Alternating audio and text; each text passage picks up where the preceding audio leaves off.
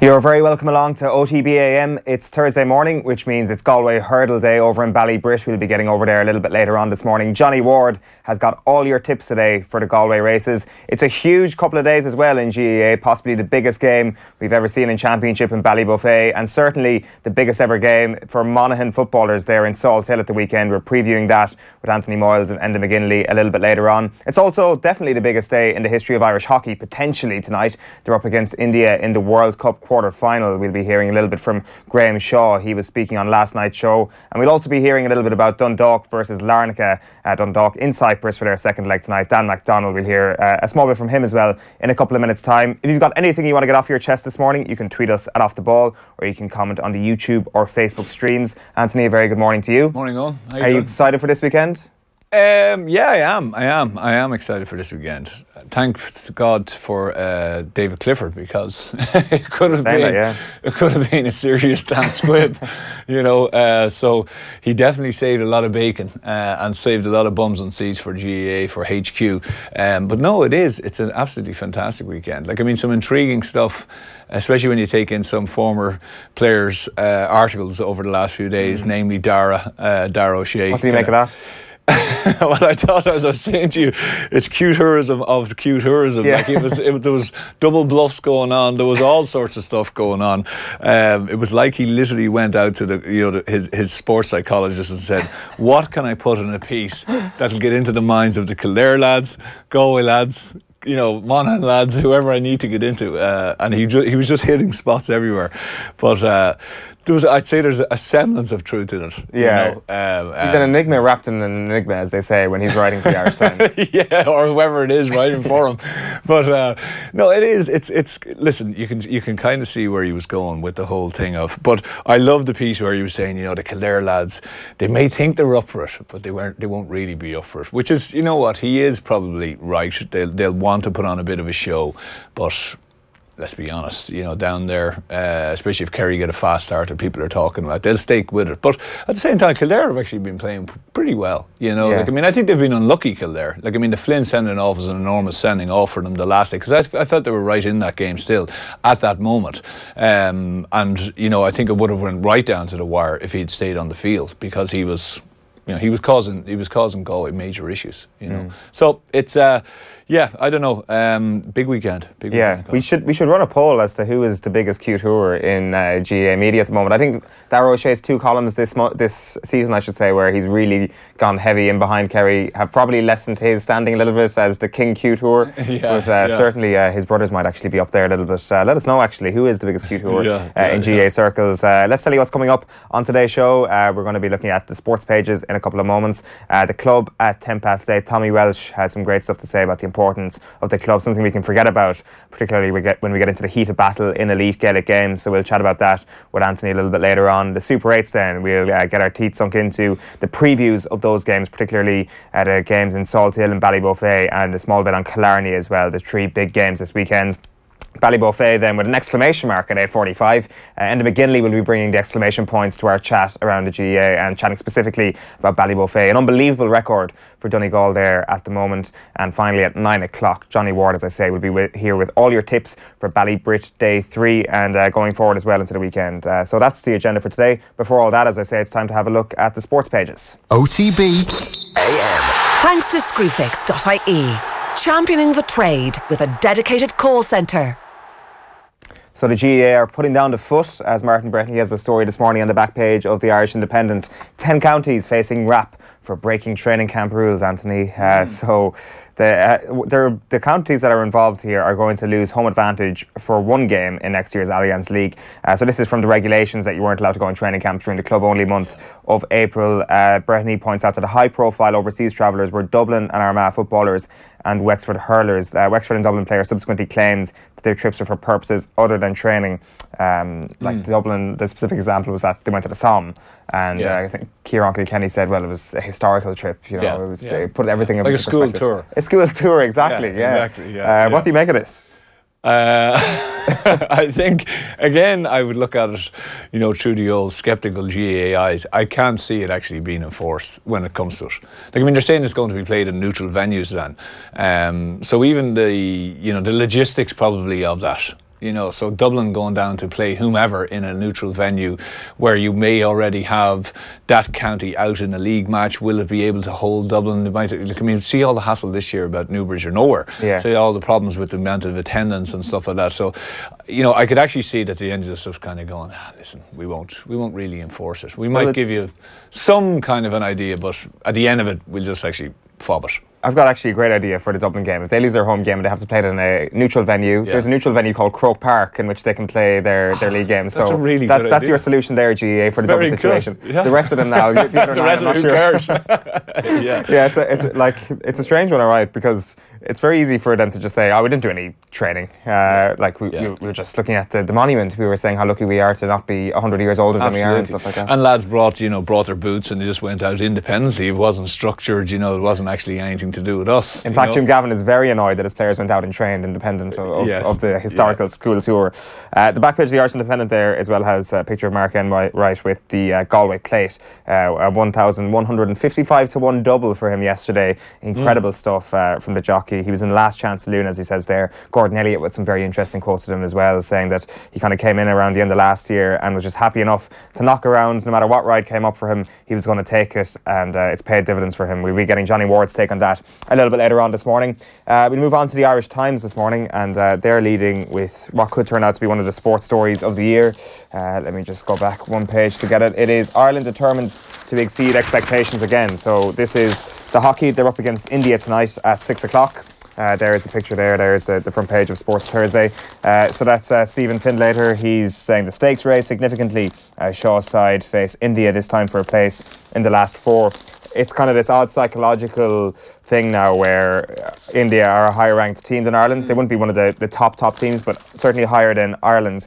And they've already beaten them once. They with a defensive masterclass after going 1-0 up, and now they've got to go and beat them again, which always kind of leaves a little bit of consternation in any team to say, all right, go out and do that again. Yeah, and it is. It's tricky, because you've already gone to the well, you've set up and you've already obviously shown your hand massively to them.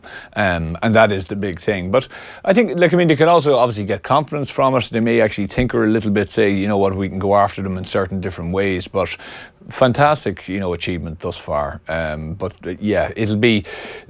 It's unlucky for them that they end up having to go back in, and as I say, they've already shown their hand. They've already kind of said, well, this is how we actually, designed up to beat you. So it is unfortunate for them, but fingers crossed. Yeah, it's true. It's a good line here actually from the author. The Graham Shaw described it as strange and unusual, but stopped short of saying he was too displeased with the outcome. It could have been a lot worse the way the competition is structured. Perhaps seeing England again might have been a worse draw. They're avoiding the Netherlands on that side of the draw, which is absolutely key, of course, in avoiding Argentina as well, who are previous world champions. Let's have a look at what the head coach Graham Shaw was saying. He was speaking off the ball last night. They're a very, very good side. They're a very different style to what we'd be used to in Europe. Very direct, very skillful. Take you on a lot in 1v1 situations, and they have. As I said, they'll provide a real different style of play that we're normally used to. But now, as you said, we played them before. We played them in the pool, and probably didn't perform to the level we would have liked to have performed in the pool. We defended very, very well, and obviously took our opportunity when we got it. But so we're looking to improve on that performance and see if we can impose our game a little bit more, and particularly in the attacking end. And Graham, they had a crossover game that you didn't have, and they beat Italy 3-0, which is interesting to see them. That's the most goals they've scored in this tournament. And I wondered how much of that game, how much of use is that for you to see that game, to see what they did in that game? I think it's always useful to watch your opposition. I felt that Italy really played within themselves. The game was not really playing at the quick enough tempo that we're hoping to bring now tomorrow. So from that point of view, it was quite difficult. And I think it was just a reminder to the girls that this is not the speed we're going to play at, because it looked like Italy were trying not to lose it as opposed to try and go and win it. And I think there's a real difference in mentality when you approach a game like that. And we most certainly won't be approaching the game like that, because we want to put India on the back foot and ask questions of them in the attacking end. And Italy didn't do that. They played a very slow game, and I think they got put because of it. There, speaking to Cliona and Joe on last night's Off the Ball. You can catch the full piece on youtube.com/Off the Ball or on our podcast network. Like the other thing, just a final point on that's kind of a little bit underplayed at the moment, is this is obviously, as I said at the top of the show, the potential to be the biggest night in the history of Irish hockey. But like India haven't been in the business end of a tournament, just reading this morning, since the 1970s. For them, with a billion people watching, it is also the biggest night for them in a long time for hockey. So there's pressure going both ways here. So no point like piling it all on our women taking to the pitch tonight. No, also a strange one that is a double header, and England are on immediately after. So like, how can you get tickets? Like there is no possibility of getting tickets unless you kind of claim to be an England fan beforehand. So there'll be a lot of English people cheering for either Ireland or India tonight. Yes, Well, I think, you have to look at I would have always felt, you think back and say, well, hockey, India would have been, being seen as being up there, so obviously, population and all that kind of wise, it's amazing, like what they've done. They've kind of come to the fore of everyone's mind. I wouldn't follow hockey, and next thing you're just reading about it and you're saying, actually, okay, these guys or these girls have a chance to actually really do something really spectacular. So fingers crossed they can get that. What's the side of the draw if they get through? I actually need to check the bracket. You've got me there. I'm only thinking one game at a time. Okay, I like that. Well, that's focus. That's focus. It's a process-driven support base. That's what us Irish hockey fans are at the moment. It's great that it's on terrestrial TV though. It's on at 6 o'clock this evening. The front page of the Irish Examiner sports section is up for grabs. Niall Gilligan on old battles with Galway and why the Banner now believe. We'll be looking ahead to the hurling on tomorrow morning's OTBAM. I'm sure there'll be more on tonight's show as well. The hurling last weekend, like, just to get your take on that, it was, like, you can't sum it up too much. It's like people are trying so hard to say it's hurling got too good at this point. Just appreciate when it is too good. Yeah, it was phenomenal. It really was. I saw, this whole thing of the hurling snobbery and stuff like this. You just have to stand back and just say, the small ball was always, it really was, when it was played well and played in the heat of the summer and dry day, and the ball moved around fast. And it actually, the skill levels have no doubt they have increased, and obviously the fitness levels have increased massively. So even since the 90s and stuff like that. So you now have power, pace, athleticism, skill, and you've ball striking. Fellas can stick the ball over from everywhere. I was seeing someone was saying something about the slitter that they may actually have to change, or not may have to change, that it could be a consideration, because the ball is just travelling so far now. You can't actually, if you can think of football, how they've decided to set up defensively. Really the only major tactic in hurling has been that you drop a sweeper back in. That has really been the only kind of ploy. But now teams have got around that from shorter puck outs, getting it out to a half back, and then going for long range scores. Like corner forward, or or that one. So either going short or going very long. So if you're setting up from a defensive point of view, it's just difficult to do in a hurling game. Do you actually, your defence is nearly pushed right up to try and squeeze it, that you have to go long and then battle for it there. So it's a game that is obviously aligning itself to high scoring then, because, as I say, you can put it over from 60, 70 yards, so once you have that ability and once you have that skill, it's just going to keep ratcheting up score-wise.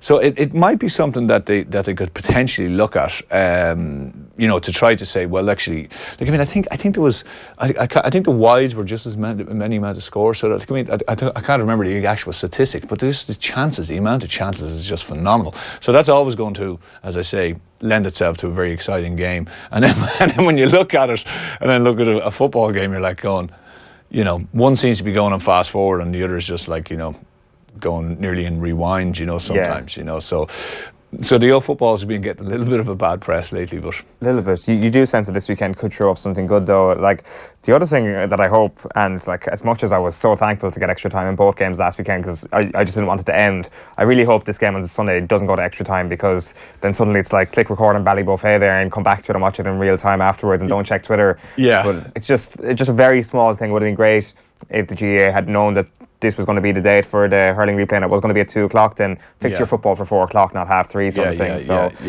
It probably will overlap a little bit with injury time and all that sort of stuff, but it's only a small complaint. Everything else is great in the hurling at the moment. The back page of the Times is this story that they've been following up all week. Johansson signals Irish ambition. So this is Gary Doyle who's been on top of this since yesterday. So Ryan Johansson, the 17-year-old prospect at Bayern Munich, has made it clear he would welcome an approach from the FAI to represent Ireland So the Times obviously broke the story yesterday, as I said. So Johansson, they said, is going to be called into the Irish under-18 squad. Obviously, that doesn't necessarily tie him down, but it seems that if he does get the call up from the FAI to that under-18 squad, then he's going to stay put. His mother, Christine McCarthy, hails from somewhere in the Midlands. I think it's, what did I say yesterday? Trim, is it? Or no, Burr, I think. Apologies if I got that wrong. But he's got an Irish mother, Christine McCarthy. So hopefully he selects her side of things and decides to play for Ireland. His father, as you can guess, is Scandinavian. He's from Sweden. And Ireland ready for their date with destiny is the other thing on the back of the Times Ireland edition this morning. That is their date with destiny in the hockey tonight against India. People might take exception to be regarded from the Midlands. Well, as I said that, I was like, well, it obviously can't be Trim because it's not in the Midlands. And I was like, I would be corrected on that very shortly, either by you or by Tommy inside in the box. But that's all right. We'll let you away with that. Yeah, not really. The Racing Post then finally for me this morning, it's JP goes all in. Renowned gambler tilts the odds in his favour with nine challengers, I should say, in the Guinness Galway Hurdle. 9 JP horses tonight. It's one hell of a lineup he's got. And also the back of the Racing Post is turfed out. There's Sean Dyche. Don's European dream should end at Burnley Fortress. So they're gone for the Aberdeen perspective there. They're away to Burnley tonight at 7:45. It's kind of strange seeing Burnley in the Europa League, isn't it? It's fantastic. I think it's amazing. Yeah. I think he, like, I mean, you know, it's I know, I think it was Kevin Kilman obviously spoke very highly about him, you know, over the last while. I think he's an interesting character. I think what he has done with that team has just been phenomenal. You know, like, I mean, from what they did, not last season, the season before, to kind of solidify their position. You know, the amount of, I remember reading a statistic about the amount of yards that they cover, more than any Premier League team. Obviously set down on, well, listen, this is what we have to do. Everyone buys into it. And what they've done this year, like, I mean, it really is, and he's that type of. I think he's a pragmatic coach in the sense of he'll try to keep adding to it and expanding their game. You know, realizes that, hey, you know what, we're not just going to go in there and blitz people and score all around them. So what we'll do is we'll control what we can, do what we need to do, and then hopefully incrementally. Like, I mean, that's I don't know how much coffers they'll get in the bank for that, but that's obviously a big fill up for them. You know, and allow them go and actually probably buy some serious players. But I can't see him being the type of fella who'd just go and spend dough, you know, on a big name just for the sake of it. You know, that's a good point. Yeah, you know, he'll spend wisely. It's going to be an interesting season for them as well. They're obviously it's 1-1, and Burnley have the away goal there, so they look primed to go through there. But it's so tough for people in their first season of Europa League, trying to manage those Thursday night games with whatever the Sunday games, primarily Sunday games, and quite often it comes to a situation where the board just lose complete patience, where it's like it's not worth being so far down the Premier League table. But with Burnley, the fact that Sean Dyche rejected those approaches from Everton last year, surely it goes the other way, where it's like, I've given you my trust, Burnley board. You got to give it back to me now. It's going to be a tricky season in the Premier League, but if you manage to just break that ceiling a little bit, if you get into the group stages of the Europa League, have a successful group stages in the Europa League, then suddenly people around Europe are turning their head and they're like, that's Burnley, I want to go play football for them. And that's how you make the breakthrough. Yeah, because as you know, like, I mean, you can think of foreigners saying, who? You know, like, I mean, Birmingham maybe, Burnley, you know, so, but I'd say that the thing, I think he had a relatively tight squad last season, you know, and certain players played serious amount of minutes. So that is going to be something, as you say, that's going to start to take its toll, especially with the kind of, they have a pretty, you know, it's a pretty high demand, high press type of game, a lot of running. It's going to be pretty hard on the body. So you can imagine if you're out Thursday, Sunday. So I'd say, I would imagine what he's going to try to do is fill up the squad with a similar type of player who can just give him all of that, but not to necessarily spend on big names. And he'd probably go out and blow all the money on a big name. But, you know, you'd think he's probably looking for attrition, someone who can actually last that kind of time and then just slot in and kind of give them that a little bit more of a squad player, as I say. But fair play to him. Great stuff. Absolutely. Another team in European action tonight, of course, are Dundalk. They're in their second leg against Larnaca. It is 0-0. Dan McDonnell was on the show last night. They are a heavily Spanish-influenced club. Their manager, Jorge Ariola, is 36. It's his first job. He was actually involved with the Spain national team sort of sporadically between 2007 and 2011. He just didn't quite make the major tournaments, but he was on the premises. And 6 of their starting 11 last week was Spanish. More the same here. You know, they're signing guys from sort of the Spanish second division or even La Liga, or guys who are maybe coming towards the end of their career who played in La Liga in their pomp. There's like a Macedonian international who scored against Ireland in the Aviva a few years back. They have a Brazilian fella, a Dutch fella. It's, you know, there's a handful of Cypriots, but really they're a Spanish team in terms of their style, in terms of their management, in terms of how they can manage the game and keep the ball. So that gives you a handle on what you're facing here. It's you know, they're obviously a lower grade of Spaniards than you know, the elite performers, but they have a good pedigree, and they know how to manage the game, and that's why when they get ahead, they're very dangerous. And you know, if Dundalk go behind, they'll find a team that's well able to close things out. So no, there's all sorts of competing influences in this side, but it is almost like playing a sort of a low-level Spanish team here, rather than, say, you know, some fiery Cypriot outfit. So it's just something to bear in mind. I mean, it's often, again, you come on these League of Ireland European trips, and, you know, we might have an Irish team travelling with, like, you know, all Irish lads with one or two overseas players, yet you play these teams where it's a mishmash of nationalities in the dressing room and all types of influences, and they present different challenges in their own way. There is Dan MacDonald speaking on Off the Ball last night, talking about AEK Larnaca. Dundalk were up against them last night, talking up their chances. That would be one hell of an achievement from Dundalk as well, to get back-to-back, or not back-to-back, 2 group stage appearance in 3 seasons. You're looking at the tabloids this morning, Anthony? Yeah, it's the José Mourinho tabloid show. He's everywhere. You know, this is basically on just about him. Obviously, that they need to get a new central defender. Obviously, they're in for a number of them, Maguire being in particular. But the big thing is obviously about Anthony Martial, obviously heading home for the wife, the birth of the second baby. Yeah. And you know, we've seen it. It's mentioned obviously in the Sun. It's here in the Irish Daily Mail saying, you know, I've no regrets. Martial says it's family first, José, and José would obviously believe that United is family. So which family is it?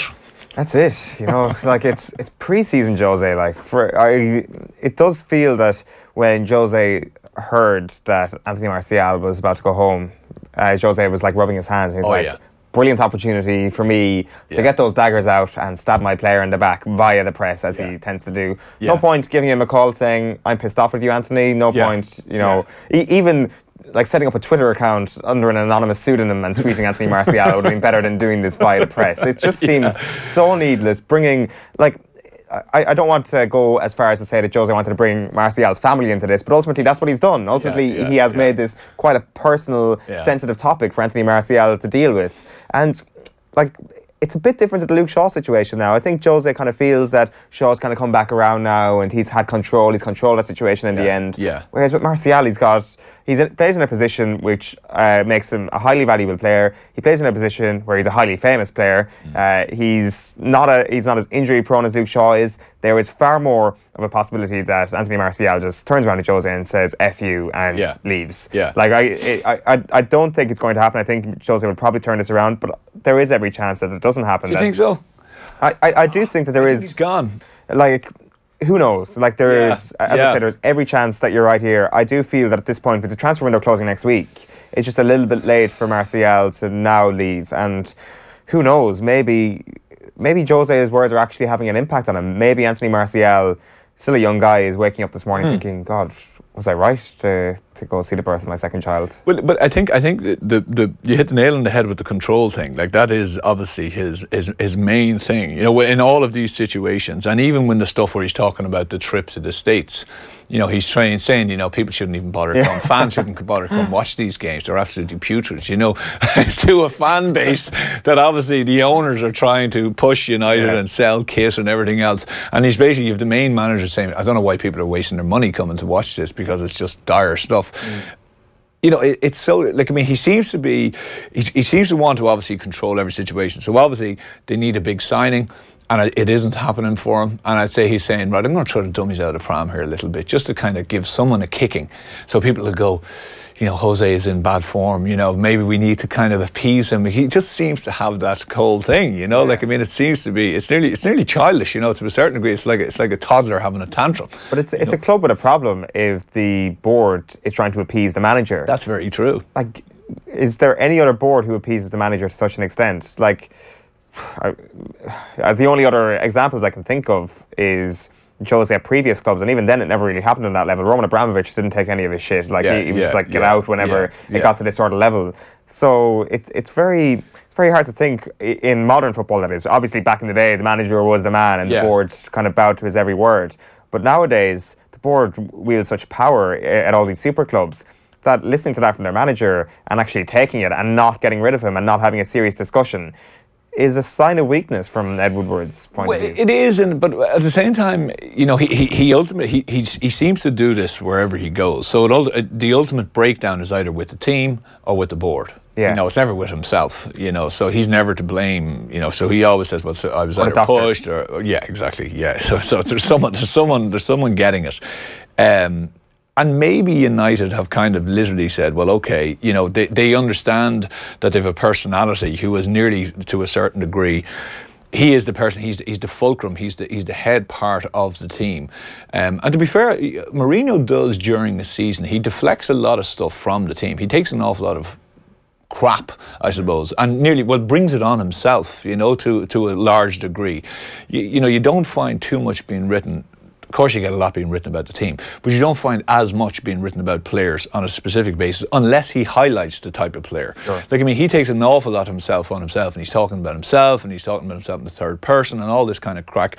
And it seems to be that he is a kind of a lightning rod. And maybe there's something else going on that the actual, the board are kind of saying, well, listen, we're okay with him being the lightning rod of this. Yeah. It's a different type of scenario than when Ferguson was there. Obviously there was a different type of control, but there could be similarities to a certain degree on it. But he's I can't believe he's that stupid, and he isn't a stupid man, that he just comes out with this kind of stuff to just fly off the handle. There has to be ulterior motives going on all over. There has to be. Whether or not you can call it method to the madness, I'm not sure if you can give him that much credit, but he certainly thinks he's doing the intelligent thing here. Yeah. Just before we run through the rest of the tabloid, I just want to show you the Irish news this morning. It's going with Monaghan. Farney boss O'Rourke wary of tribesman's deflection.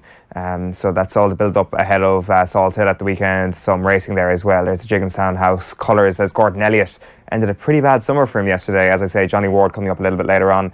You've got the Herald and the likes there. Yeah, we've got the Herald. Owen Mulligan was on in the Herald just talking, saying no stopping the Dubs. He would fear for Tyrone if he said, listen, Tyrone played well, but problem is if it was in Croke Park, would they have laid a club on Dublin? So, I don't know. To be honest with you, it is what it is. I think it's a pretty obvious headline. There is no stopping them until someone does actually stop them. José is in the Mirror again. This is Kovacic actually saying he although he'd like to leave Real Madrid, he doesn't particularly want to go to United, of course, unless they pop up the transfer fee a bit and maybe give him a bit more money. But he's saying, he said he doesn't think he would be suited to the style of football that United play, which is it's a damning statement, isn't it? Yeah, absolutely. Yeah. It is. I think that's again someone his obviously his agent has got a hold of that and said, listen, we can try and squeeze a bit more out of these guys. And obviously that's the story down in the Star that you mentioned. Obviously, thank Gord. It says Gordon Elliott obviously saving the career. It says of Mark Fish Enright, who was having a few battles a couple of years ago with depression. And Gordon Elliott obviously took him on board, as you said, and kind of brought him through in a slow kind of fashion, I suppose, and just kind of let him find his feet. And what a few days for him. Like, I don't think horse racing trainers in Ireland get enough credit for that, for the human side. Like, even with Robbie Power, I can remember after he won the national last year, the Irish national, talking about how Jessica Harrington saved his career after coming back from Australia after a pretty tough time, very tough time in fact, and Jessica Harrington gave him that chance, and ultimately Jessica Harrington isn't thinking about turning him into a national winner.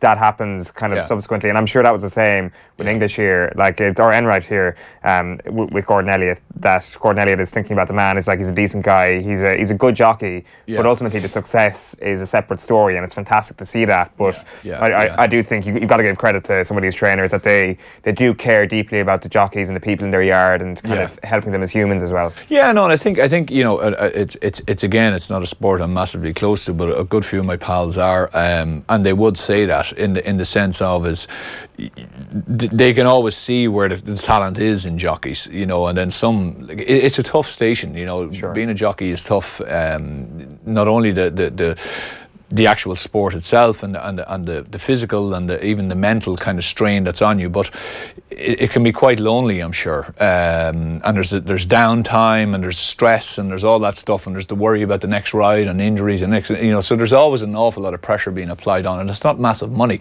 unless you're really hitting the big time and you're getting all the good rides. So it is amazing to see, and it's great to see a guy like him come back and do so well. Absolutely. It's cricket all the way in the British press. Yeah, cricket all the way in the Guardian.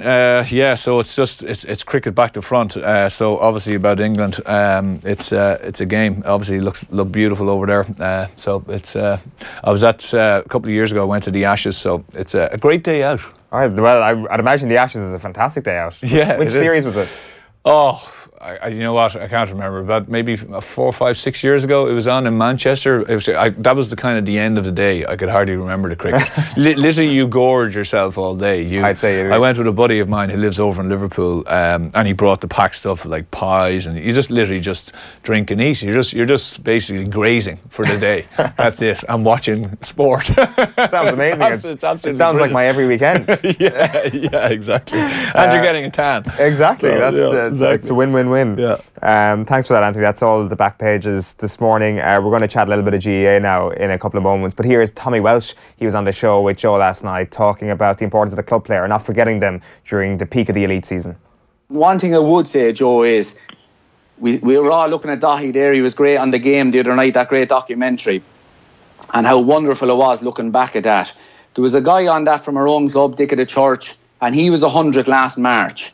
So 100 years doesn't be long gone. Like, we have a guy there that has lived through it. We need to be very, very careful.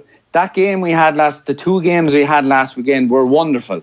But if we stay going, Joe, with the club structures that we have at the moment, right around the country, and you can bring up the stats, and I'm not blaming anyone, I blame myself, I'm a club man, I blame everyone, county boards, the GAA themselves, we're all the one on this. But we need to sort out the clubs, because the last year anyway has been terrible, like, as regards, you don't know when you're playing, you don't know what's going on. I know there was new structure, so that's fair enough. We now know what's happening, but I would be a little bit worried, Joe, in that we're talking about giving lads breaks and maybe extending back out the All-Irelands to September. No problem. But let's remember, the GAA communities, the communities now in our parishes, Joe, are revolving around the GAA. That's what makes Ireland what it is. Like, one time it was mass, or you go to the creameries and you go to, maybe down at the local shop. But now with television and all this, it's really only with, say, sport. And in Ireland, it's the GAA. So I would say there's a word of warning out there that if we want what we had last weekend, which was brilliant, and we're all raving about it,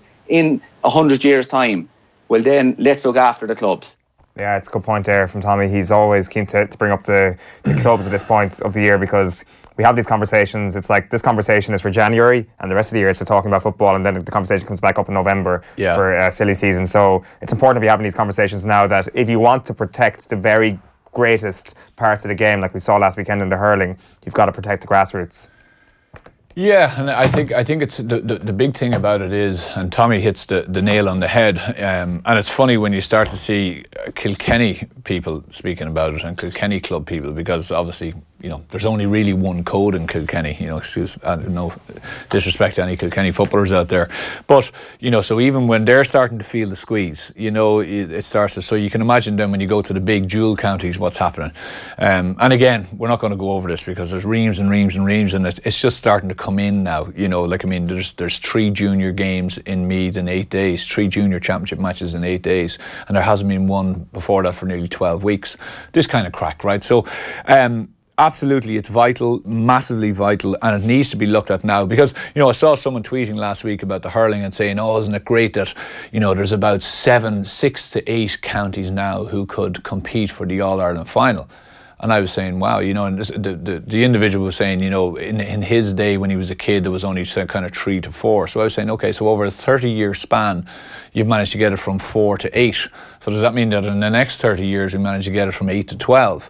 It's too slow. All of the, and you even look at the Super 8s and you look at the way the hurling has changed, some of those lesser teams and the thing, it just needs to, everything needs to be built back up. And my feeling is that the only way that the competitions and competition above everyone is obviously with the funding and everything else, but it all starts at the club level. And if the club level is given room to breed, and room to expand, and room to, as Tommy says, that when new people come into the community, they see the GAA as a viable option, that it's not like a thing of, it's great when you play at underage, but then when it comes to 17, 18, you're like, when am I playing? What am I doing? And then you just fall out of love with it. Like, we all know this, the drop-off rates are exceptional. It's an alarming statistic. And the funny thing is, it's just still head in the sand stuff. The CPA have asked weeks ago, months ago. We've been banging our heads on this, and we met with Tom Ryan, we met with Horan, and we've said, listen, we want actually our stuff being put in. We've actually demanded now that we actually have our stuff being read out at a management meeting to try to see, can this thing be moved on, which is a blank canvas, that, people are brought in, not only hopefully CPA, executive members, but obviously people from the outside of GAA, people from within the GAA, but get people in to a room and just try to get started. Because there's no point working on this, as you say, in October, November. Let's start working on it now. The issues are there. Everyone knows the issues. It's not like it's all of a sudden we're just like, there's problems with, the reliability of fixtures in the club world. That's there for donkey's years. Do you think there is actually parents kind of not bringing their kids to GAA training as under 8s or whatever it may be because they feel that down the line there's not going to be an opportunity for them? Because it does seem that at least at under 8, like when you were a child, when you were in primary school, it is still the most popular sport by a long shot. Still the other sports are almost way ahead of the GAA in terms of elitism, that the kind of initial instigation of your GAA life is still going to happen, that's not deterring people. Like, you're right, people are dropping out, the dropout rates are alarming, but I don't think it's got to the point yet where it's actually affecting the very bottom. It might do, eventually. I think it will, because I think there has always been, the GAA, so in school, it would always be, you're either playing football or hurling or whatever it is, right? So there is that. But I think the availability of the other sports, and even the availability of people to, say, coach the other sports, has been less and less, and I think that has become more and more now. So you go to places now and there might be a basketball coach, and it's not necessarily just in the strongholds of certain counties, but certain sports are going to get more popularity as the parents who have either dropped out or who have played those sports will want their children to do it. So I know plenty of fellas who would say, I'd rather let my son play soccer or rugby than go back into GAA. They're not suffering what I suffer type thing. And there's a lot of people have said that to me. They're not going to go through what I did, giving up my time for this and this and this and this and this. And this is not necessarily fellas who played inter-county, but a lot of guys who played club stuff and just got absolutely fed up with it. And fed up with the fact that they went from 18 to 33 or 34 and nothing changed. Really, it is madness when you think of that, for that long. Tinkering here around the edge and stuff, but no real massive change. From your sense of sitting down with them, how highly do Tom Ryan and John Horan value the club game? How high on their priority list is it? I think they personally value it highly. That's the sense I get. Now, I wasn't in the meeting. Well, I met with John before, but I wasn't in the meeting with Tom. I was away at the time. But I know Tom as well, and I think they value it, absolutely. But sure, how could you not value it? It is the bedrock. But I certainly think that there's other areas within the GAA that don't see it that way at all, because they see that you've got the cash cow here. And if we keep the cash cow going, and if we, kind of fire it up every now and again, as in, let's change the structure of it, let's do a Super 8, let's do this, let's do that, whatever we need. Yes, the club is there, but at the same time, is the club really, one of our main issues about, we were thinking, well, how do you turn the heat up on this? But imagine trying to get, a militant situation within the clubs. You could never organise something because it's so disparate, and it's so, one club would do it, one other club wouldn't do it, maybe half the members would do it. But if the GPA decided, which they have done before, that they want to do something with the inter-county fellas, it's done. Yeah. They decide to pull up their socks or pull down their socks or go out late for, remember they did it a couple of years ago and won the league matches, they all left late out of the dressing room. That was just a sign of strength, and a show of strength and a show of solidarity. So, you know, there has to come a point, and I think it honestly, genuinely is coming on. Like, I mean, the amount of stuff we see coming through. We did the recent survey. We had an unbelievable amount of respondents who came back and actually took their time, not only to answer the survey, but then write in notes and actually come back. We sent it out to all the media and say, this is what I'd like to see, or whatever that comment was.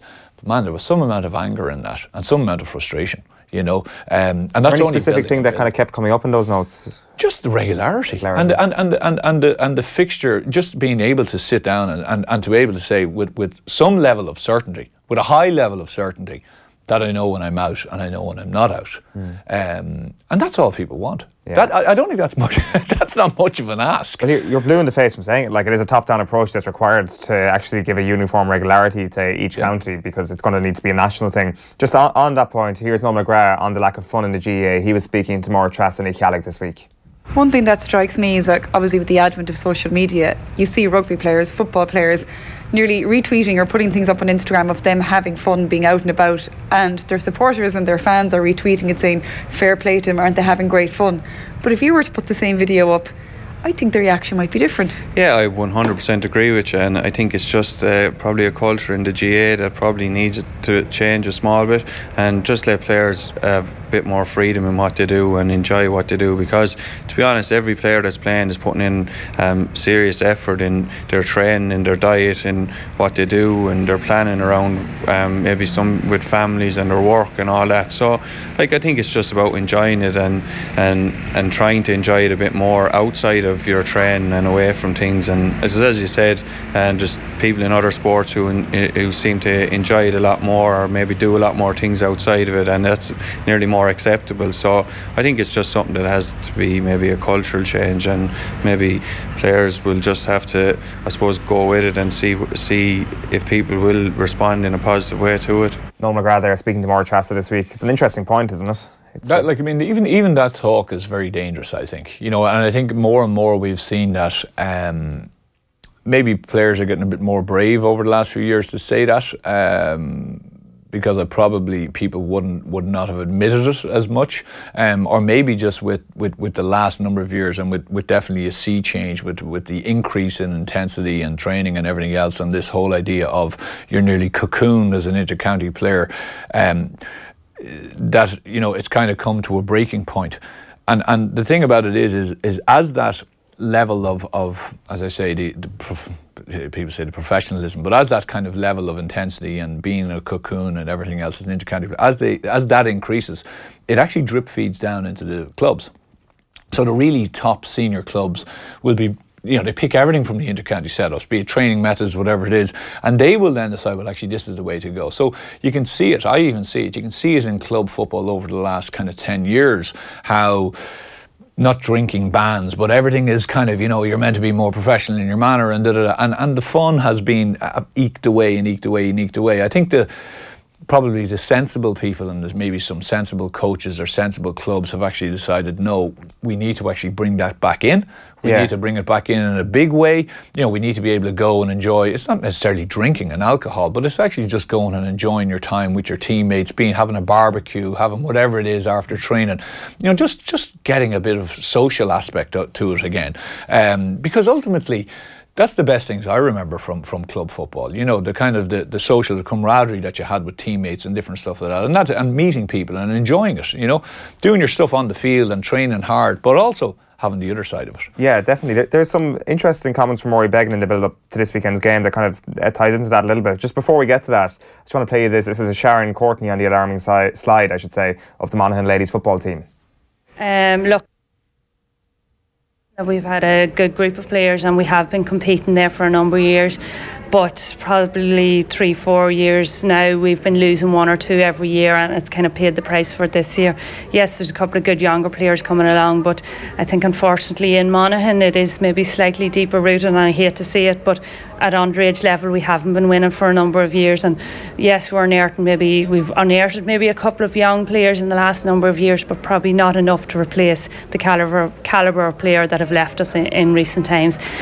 So unfortunately, I think, and I don't want to say it, but it could be a while hopefully we don't go down to intermediate, but I would like to see us staying in senior, and hopefully we will be able to compete in the next couple of years again. Yeah, Sharon Courtney there speaking to Maura Tressa at Croke Park. Now this is the kind of conflict we have. So just to bring you what Roy Beggan was saying, he's carried in some of the papers this morning talking about the success of the Monaghan men's team, and he talks about the work done by the club development programme that they have and the players it's harvested, and also he mentions the success of the development squads, but also the criticism the development squads have been getting from someone in the county. And I can only imagine that the reason why the development squads are getting criticism is that you're taking young players at 14, 15 and you're putting them into this machine.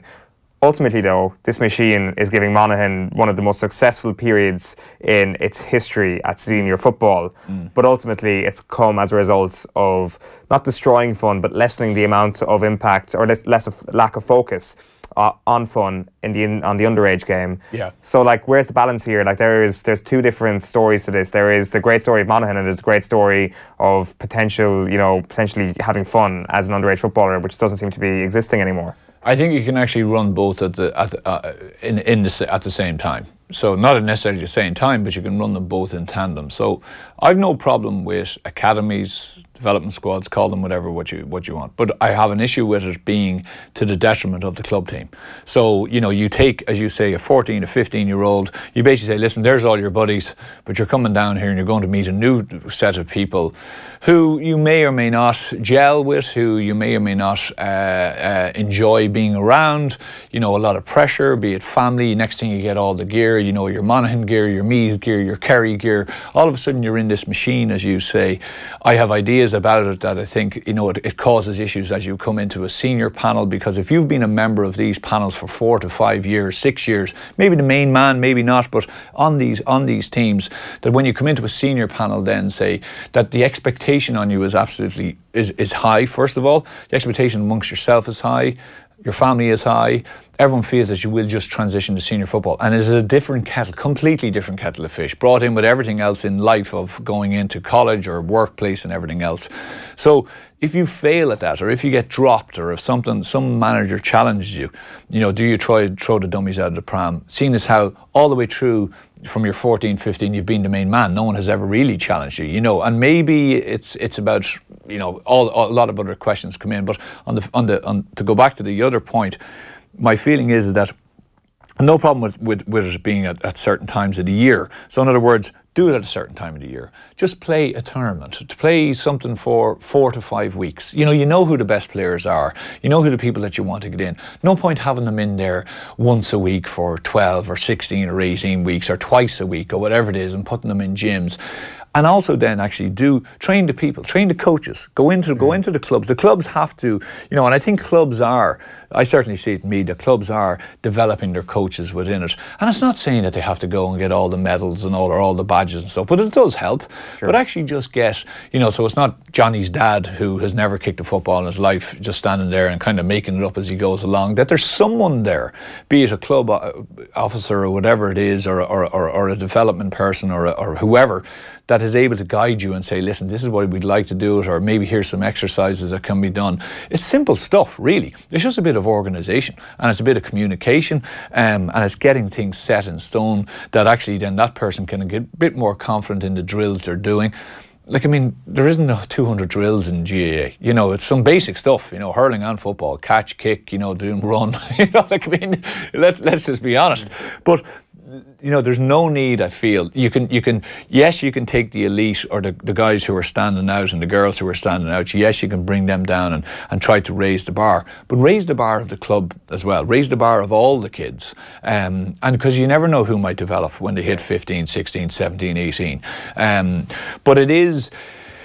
I think there's a very, I would hate to see it that it goes that way, because I think if it goes that way, in other words, if it goes the development squad route and gets more emphasis on that, it will absolutely put a death nail in the club stuff. And perhaps Monaghan should be holding up the example of somebody like Conor McManus, who obviously didn't make the county team as a minor, as opposed to a slew of people who've come through the development squads, that there is a possibility for both of these things to exist. Absolutely. Like I think I said to you before, I remember playing against McManus. He was a half back. He was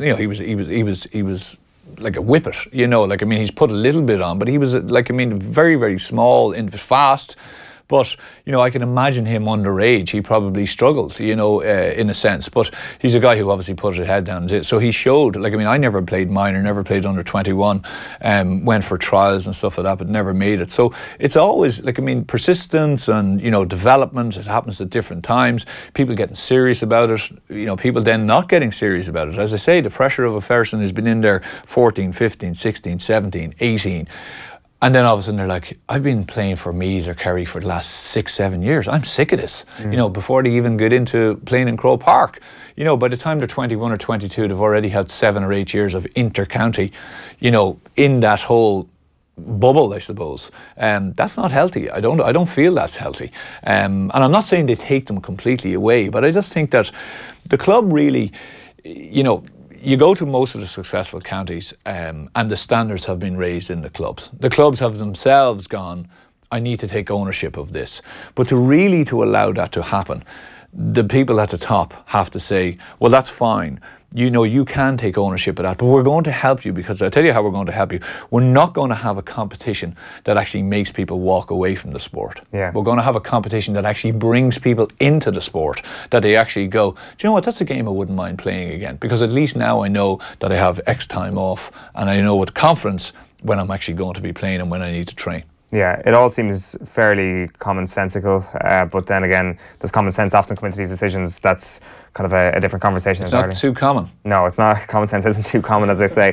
We'd love to get your thoughts on what Anthony's just been talking about for the last few minutes. If you want to tweet us at Off The Ball or comment on the stream if you happen to be watching on Facebook or YouTube, we'll read them out a little bit later on in the show. We should talk about Monaghan. We should talk about Galway. It is their clash in Salt Hill at 6 o'clock this Saturday. Conor McManus, we've mentioned there, but is there a sense around this whole game that it's a little bit like Belgium versus England, where Galway approach this game not knowing what to do? Is it better to win the game? Is it better to not lose the game but to play a weakened side, having focused on Dublin for the last 2.5 weeks?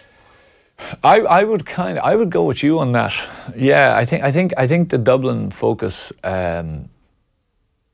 It's hard. I think it's all going to be down to the psyche of Walsh. You know, like, I mean, is he the type of fella who's, no, we keep the throttle down. You know, we keep winning every game. Or is he the type of guy who can be, you know, pragmatic about it and a little bit smart about it and say, well, okay, I know there's certain individuals who are maybe flagging a little bit. I want them really, you know, get the engines completely recharged.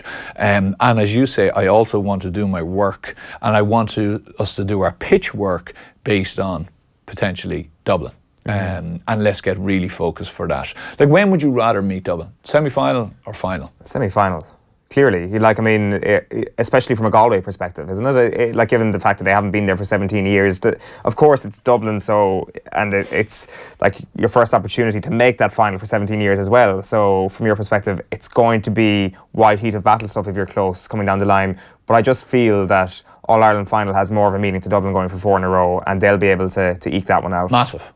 And not, I agree with you, because not on the other way. I don't think going for 4 in a row will heap pressure on Dublin. They will see that as a massive challenge for them. That's the psyche of that team. So that'll actually, I feel, will actually increase their level of performance, not hinder it. But whereas Galway going in, that hasn't been there since 2001, that is a big one. And I think that may actually, well, not, you know, I think if I was to play the margins, I think you would say that, well, Dublin will be, as I say, the performance level will increase, whereas Galway's level might not get it. Just with that pressure, what will that level of expectation, that level of pressure, that level of kind of, we haven't been here in so long, and you know, they haven't performed massively in Croke Park over the last number of years. Like, I mean, what was it? The first win was not so long ago, in a long time. So there is still that hoodoo of Croke Park. I personally, if I was them and if I was him, I would much rather meet Dublin in the semi-final. Right, okay. Have we seen them at their best this year, Galway? I think we've seen them at what exactly they need to do for everything. Like, I mean, I was genuinely worried for them in that first half against Kildare. I didn't think they had showed anything massively going forward. I thought they were being a little bit stifled. I didn't feel that I thought they were playing probably a little bit within themselves. Now, they did start to open up the shoulders in the second half. You know, definitely they did. Walsh came into it a bit more, Comer was relatively quiet, but they started to get their half-back line really firing. But I tell you what they do have, I know Ewan McKenna was writing about it, and he's right, but listen, as winners, and I know he'll probably say, oh, well, that's typical, but you do need that little bit of a cutting edge. He was mentioning the fact that they've certain fellas who won't let you away with anything. There's a lot of off-the-ball stuff going on. There's a lot of... Now, I do completely agree with him. If I'm pulling and dragging out of you and you turn around and hit me an elbow, next thing I'm going down, holding my face, I've no time for that at all. And that definitely needs to be stamped out. And people need to be keeping an eye on that. And not just umpires or linesmen, because generally what happens is a linesman sees you reacting, not me, and you get the red. Kind of a la like Flynn. But they're doing a situation where they need to bring that. All the top teams have had that over the years, and Dublin have it. Dublin don't let you get away with too much, and they certainly know where they need to put an X on a fella, and they go to do that. So they are bringing that, and they're not being. And people would have said, "Oh, sure, Galway are naive." That's what always would have been thrown at Galway the last number of years. You don't say that about this team. No, definitely not. You do sense putting an X on a fella there, Conor McManus, and how they go about putting an X on him. And it seems like nobody would be surprised if Conor McManus is coming off the pitch there and he's kicked 3 points, 2 from frees, 1 from play or something like that. And you get the sense that if Conor McManus existed in the GAA world 15 years ago, he would have had a far better time than he did. Just seeing what he did in Clonus a couple of weeks ago, the fact that there was no sweeper played, no stringent defensive system, it was an attacking team they were up against. It's the exact opposite this weekend. And as he's in the argument for the best forward in the country, and still you wouldn't be surprised to see him come off with kind of a frustrating performance. If we were setting up this weekend, you're saying to yourself, you just look through all the statistics, you look through everything else, you look through the amount of times he's on the ball, you look through the amount of times he actually gets shots off. You're just saying, listen, we just tie him down. It's very simple. Yeah. It is, and it's not even a matter of kind of man-to-man tying him down. It's a matter of having one man on him, and you can trust in the Kevin Walsh and Paddy Talley game plan of that zonal defence without the ball, which ultimately is in effect 2 sweepers. Correct, and what he has changed his game, and to be fair, they have changed him recently in that they used to look for him with that initial ball. They don't do that anymore. So people talk about McCarron, and they kind of say so. He essentially now works off the ball winner. So he'll come around on a loop, which is a little bit more difficult because it's very blatant as a foul. So if I'm winning it and you're coming around on a loop off me at speed the way he can, and especially amongst bodies, and he's so agile and he's got a great step, and he's also able to kick really, really quickly. He gets his shot off. As soon as he gets the ball, it's nearly gone. So there's no real time. If you're coming around and I'm defending you, first of all, I can't have anything on you. I can't have hands on you. I can't be dragging you. So he's allowing himself to get in positions whereby you can't really do too many of the dark arts around him. It's not this initial ball in, he gets it, he turns you. Most of the time, a lot of the time, it's now him working off other people, which is still difficult to stop. But the only way you stop that is you put a lot of people in that area. Yeah. And that's what Galway will do. They sure will. There's a body of work at this point in terms of conversations that have been had about that Galway defence. Yeah. Ultimately, the biggest incentive on that pitch in Salthill on Sunday is for Monaghan not to lose that game. So what's their plan going to be?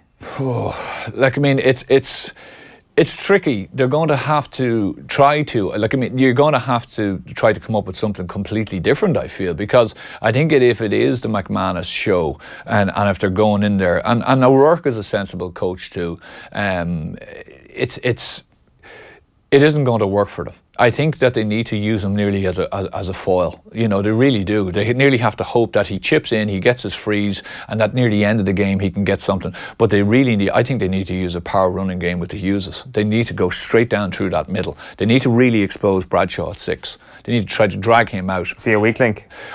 I think he's really excellent coming forward, but my problem is he has a sense now, because of the bodies around, that he will follow. So he'll go with you as an 11. He'll follow you anywhere. He'll follow you. He'll get dragged, and if you can drag him and get down through that middle, because you haven't really seen to use this year. They haven't really set it like the way they have in previous years. You'd see them barnstorming runs, coming through, getting goals. So I think that's an area whereby that they could have a bit of success. It's interesting. You would wonder would somebody like Dessie Moan at 11 do a job then for Monaghan, just to try and drag Gareth Bradshaw around the pitch and try and focus on him. Correct. You know, I think I think you need to do something like that. Kelly is obviously, you know, that's a loss. So you need to maybe just, as I say, throw. I think if you think of Galway, what have Galway been built on? They've been built on that defensive structure. So you need to look at, instead of saying, well, yeah, they have a really good defensive structure, but I tell you what, we're going to beat that structure more so than anyone. You need to say, well, okay, that's their strength. So how can I take that strength away from them? And how can I at least reduce that strength? So you need to look at the Paddy Tally thing. I'm sure they've looked at, well, who has done well against a Paddy Tally style defence in the past, and how have they done it? Yeah. And then try to replicate it, and then try to fit the players that you have into those areas. And that, for one, you know, you should be a manager on. Well, you know, the Dessie Moan thing could be a great idea. I do enough on Football Manager. Burton Albion Champions League winners 2013-14. Who's going to win? Galway. Galway it is. So Galway not playing Dublin, despite the fact that they might have been focusing on them for the last couple of weeks. They'll get them in the final, though. I just... Yeah, like, I mean, also you have to think, right, you know, it's who will come in on the other side? Yeah, like that. We'll get to that in a moment. That is a tantalising fixture in Ballybofey. Enda McGinley is standing by. Just before that, we've got a pair of tickets to give away on the show this morning to see Kaiser, the greatest football never to play football. We're giving them away. And last week we spoke to the documentary's producer, Tom Markham. You can catch that piece on youtube.com/AfterBall. We actually have a video of that right now. Check this out. It certainly seems to me it's important to point out the multiple different interviews, and I do wonder how long it took for you guys to actually break down Kaiser, to actually peel away at a couple of layers to the point where we have this human at the end. And again, I'm not going to give away what happens, but we have a very different character and a very different relationship with Kaiser at the end. How long did that take? It took nearly 2 years to do that. So when we met him, he's a very, very charismatic guy. He's obviously someone who can manipulate situations to get what he wants. So initially he thought it was the world according to Kaiser. And the beauty of this story is probably 50-60% of it's true. No one really knows the exact number, but you don't know which half is true. So, and you've got people that are contradicting each other the whole way through the story. So it's almost up to you to make up your own mind. And we've had the full perspective on that. People who believe nothing, people who believe everything. And that creates a lot of debate. Yeah, Tom Markham there speaking about Kaiser, the greatest footballer to never play football, I should say. That's out in cinemas around Dublin at the moment. You can check out Tom Markham on Twitter. He's tweeted where it's available in Dublin and in different places as well. We do want to come back to the Gaelic games, though. The Battle of Ballybofey is this Sunday at 3:30, and Enda McGinley joins us on the line. Good morning to you, Enda. Morning all, Anthony. So, in terms of this weekend, it's an interesting one. Like Moyles was chatting about those Owen Mulligan comments on the Paddy Power website a little bit earlier on, and we've got to this level now where the Oma sidelines are becoming the most intriguing aspect of this championship. We've had Mickey Hart's comments, but now Mulligan is saying that the Oma dimensions were tightened for the sake of Ballybofey, that all they wanted to do was prepare for the dimensions of Ballybofey. Do you buy that? No, I don't. Owen is a loose cannon at times. He'll always come up with something pretty fresh and different. I would be surprised. Like, Tyrone would have been so focused on that Dublin match. Like, if you were approaching Dublin and had in any way one eye on Ballybofey, I think you would have been absolutely annihilated, which would have been much more damaging in your preparations for Ballybofey. So Tyrone have played in Ballybofey many times. They haven't had many victories there, but they know what they're facing, and the dimensions of the sideline. Look, for me as a footballer, I don't think them things really matter in the cut and thrust of a championship game of this sort of size. Yeah, for sure. It does seem like an incredibly tough place to go. Obviously, Donegal, 21 games there, unbeaten at the moment. I'm not sure, do we give that a bit more weight than the Ulster semi-final last year, where Tyrone, a lot of us forget, beat them by 9 points. They walked out the gate. I know that wasn't in the Cool Park, though. Yeah, the last year's result, I think, is very different. I think Tyrone are significantly changed this year. Donegal too, under Declan Bonner, have significantly changed. So I don't think last year's game will have a huge bearing on it. The other thing about one-sided victories in the modern game, I think they can occur without teams being too far off the mark. Just if if a team gets behind and starts having to come out and chase, as Donegal did, then it just opens up and suddenly you can get beat by an absolute cricket score. So I don't think that is a big bearing. Their home record, I think, does have a decent bearing on this. I think Donegal are weakened coming into this, losing McBrearty and Owen Van Gallagher. I think that's 2 huge losses. But I think that's probably evened out by the fact that they've home advantage in Ballybofey, and they'll be hugely confident of using that home advantage. So for me, it's sort of, if them 2 men had been fit, Ballybofey could have been the deciding factor. But I think it's probably all evened up at this stage. Yeah, does it change how Declan Bonner kind of views the game? Because initially you might have felt that Donegal's focus will have been on stopping Tyrone's running game, and that's almost giving yourself a sense of an inferiority complex. Whereas now, with that brilliant record of McCool Park, psychologically you feel that you're on a par with Tyrone, if not better than them, and their game plan might not be to stop Tyrone, but they might feel that Tyrone have to stop them. Yeah, to a certain extent, I think that this game is set up all about how Declan Bonner copes that balance. I think we know what Tyrone are going to do and what Tyrone are going to bring.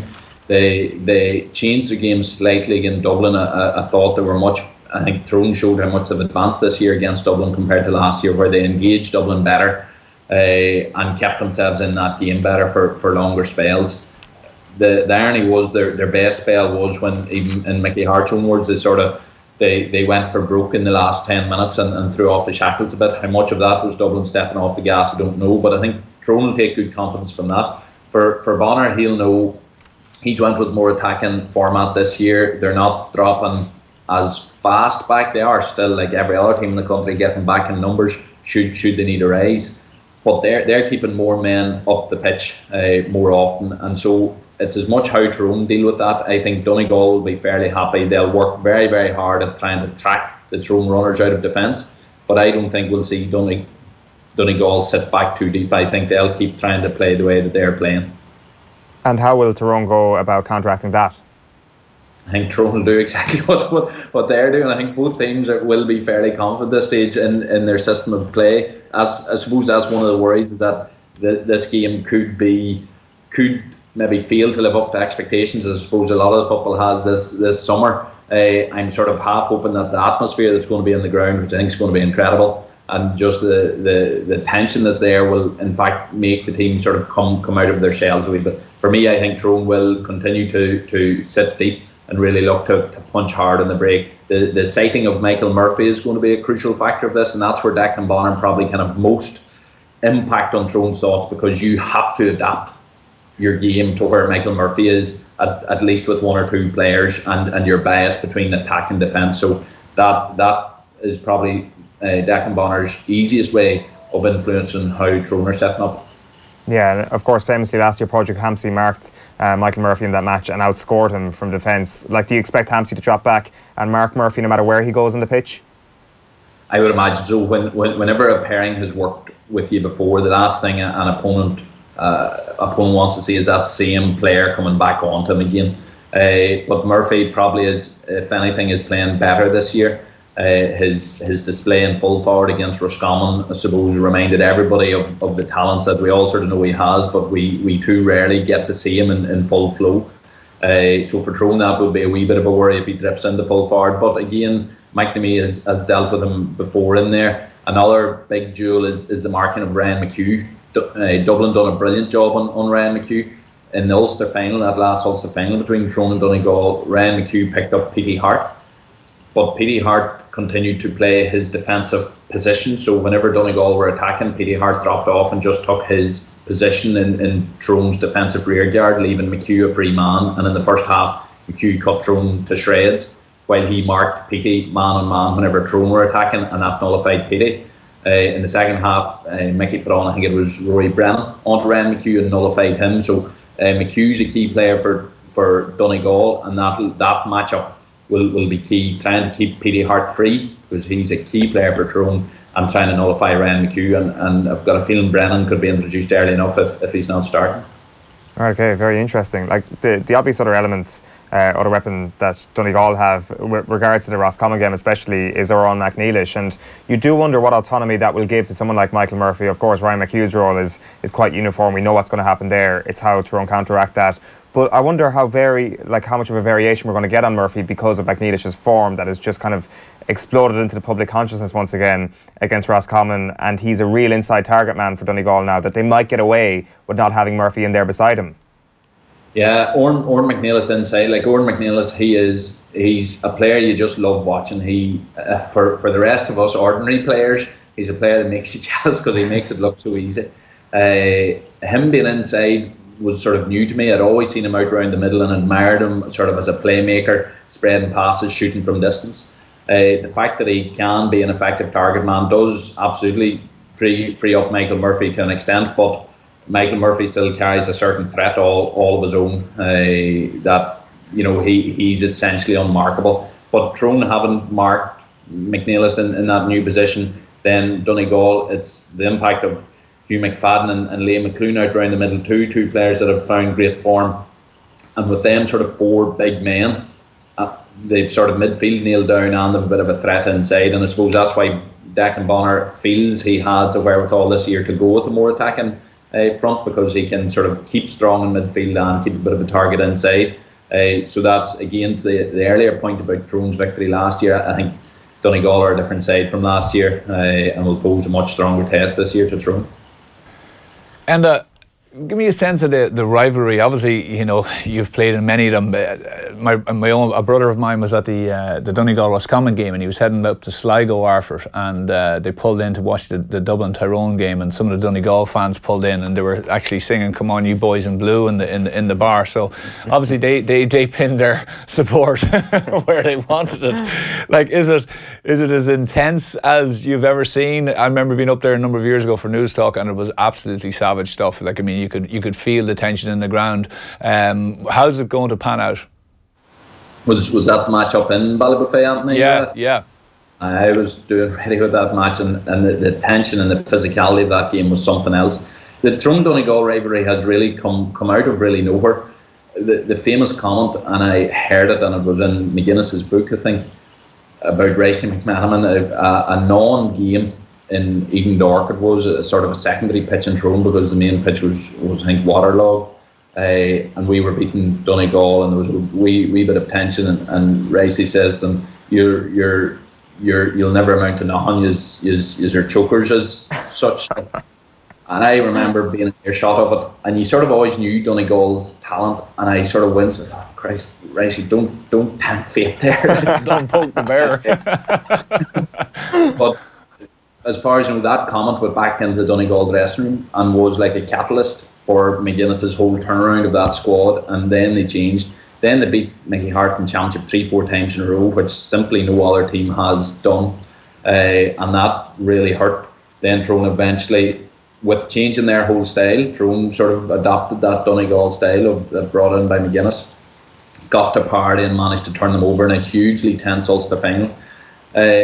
So yeah, there's plenty of tension there. Justin McMahon's battle with Michael Murphy stays strong in Donegal's minds. Remembered that day up in Ballybofey. Yeah. That was a real marking card, because for me, Justy didn't do anything wrong, but he brought a absolutely to the line and maybe tiptoeing over at the odd time competitiveness, and shut down Donegal's main man. And Tyrone were proud of Justy, and Donegal were raging for Murphy, and that's just one of the many wee things along the line. Stevie O'Neill got landed on his ass by one of the McGees coming out, and again, Steve was our star player. Now he just got caught flat-footed. But them wee things, like the physicality of that game, the tension of it, it's just massive. The problem was with the Ulster final end, which was I think maybe a year or two after that game, and it was set up to be a classic, and it ended up being a complete chess match for maybe 60 minutes. And only in the last 10 minutes did the game suddenly burst to life. Murphy missed a free at one end to go 2 up. Then Petey Hart and Sean Kavanagh scored outrageous scores to get thrown into the lead. And the game was phenomenal in that last 10 minutes. I suppose it's all about this modern football. If these two teams just went toe-to-toe, it would be phenomenal, and it would be too close to call. What I fear we'll get is more of a really structured game, and it'll still be too close to call. But yeah, the tension and the rivalry, and the way this game's set up, this is an old-fashioned Ulster Championship match with a path to an All-Ireland semi-final. On the better side of the draw, you're avoiding Dublin. So for both of these teams, they know that winning this game gives them a realistic shot of the All-Ireland title. Donegal's Ulster title won't count. And it's been played in a small, tight provincial ground with, like, it was sold out, I think, at the start of the week. The county board issued notes to clubs that there will not be any more tickets available. So it's going to be a phenomenal atmosphere. I can't wait, but it'll not be for the faint-hearted.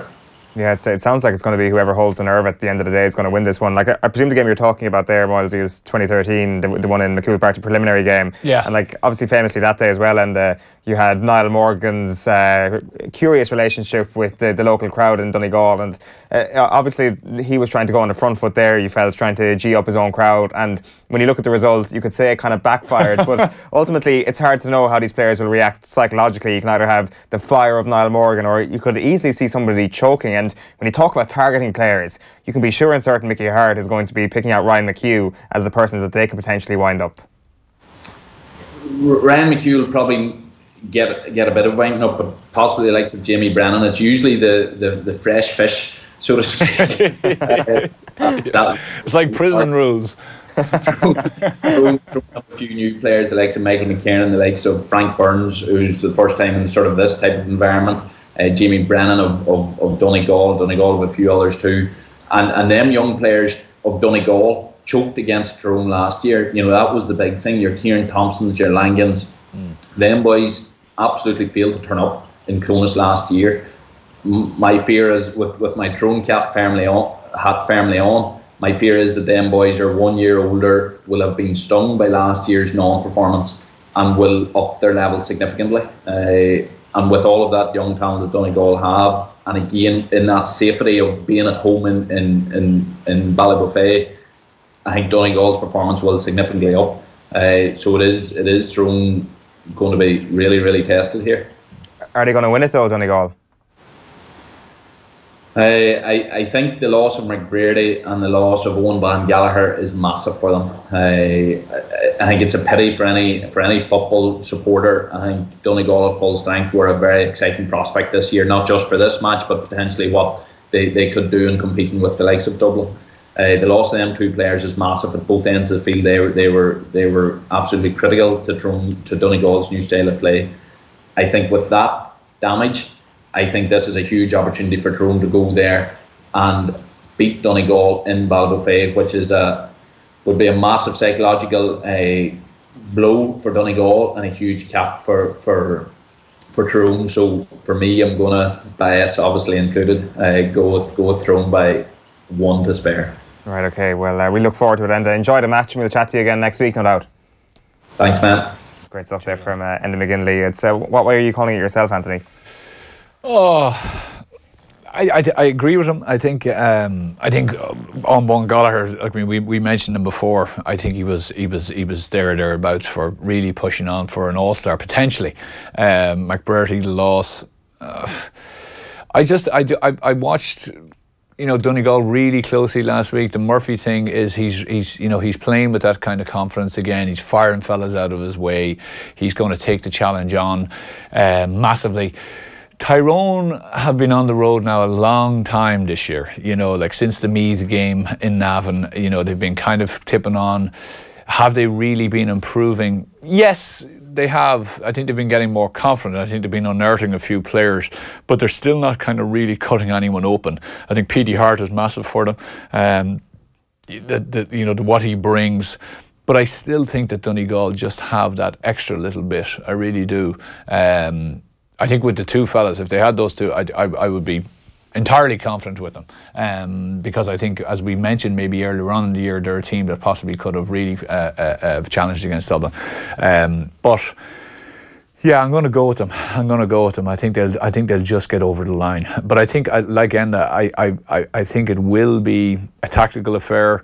But Bonner, I think, has an idea that he just wants to open up, and he kind of wants to kind of go for teams much more than previous management. So I think it'll be all guns blazing. Like, I mean, that place now, as regards atmosphere, is ferocious. Like, I mean, that was the preliminary game. I think it was like in April. I remember it was like really early on in the year, and the whole place was on a knife edge. You said about Morgan. Oh, every time Morgan came up to take a free, he got, and the first one I think went wrong, and that was it. They were just on him, and it was so close. They were hounding him right in behind the goal. He was standing about 20-25 yards outside of his goal line, just to get away from the abuse that was coming from behind him. So it's going to be tense. Yeah, I can't wait. Even if it's a crap tactical affair, it's still Tyrone against Donegal and Ballybofey. So as long as it's tight, as Kevin Kilban always says, he doesn't care if it's shite. That's what he often says. So hopefully it is a good game, and hopefully Donegal do come out all guns blazing, as you say.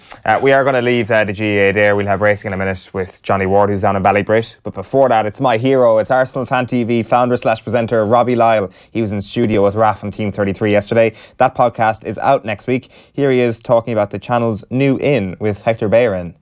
The Hector Bellerin thing, we've not been able to sit down and have a discussion, unfortunately. I hope that one day we can. I didn't really like what he said, but it's his opinion. And I respect that, because, there are fans that come on Arsenal fan TV and have a go at Hector Bellerin. I don't think he had a great season last year, and I think a lot of fans were unhappy with some of his performances, and maybe he didn't like that, and I understand that.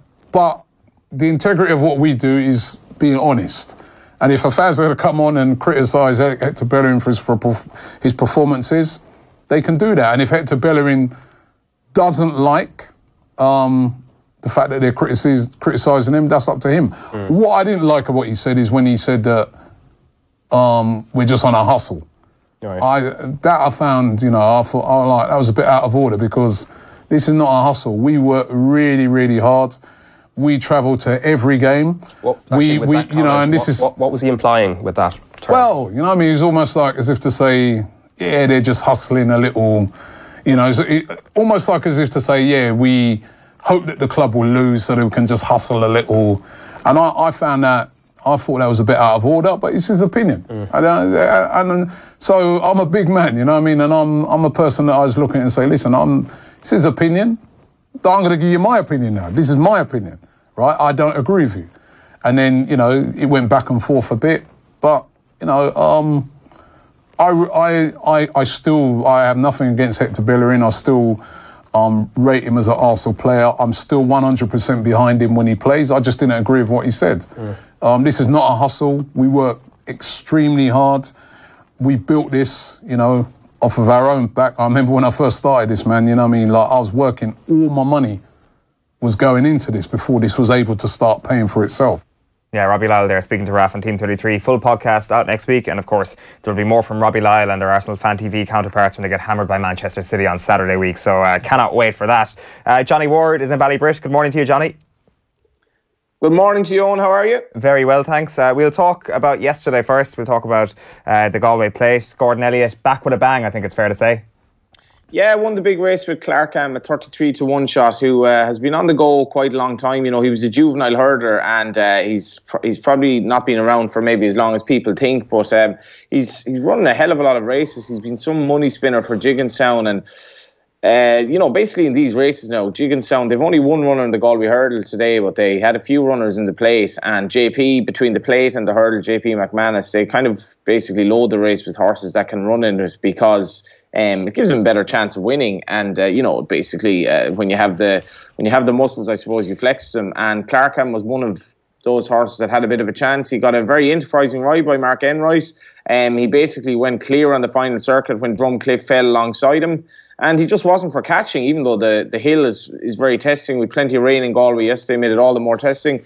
Clarkham and Mark Enright held on, and I doubt many people backed him, but the bookmakers were cheering, certainly because Patrick's Park, the gambled on reserve, who got in his favour, finished second. But epic win for Gordon Elliott. He's had a quite enough season, quite enough Galway, and this will give him a bit of a lift.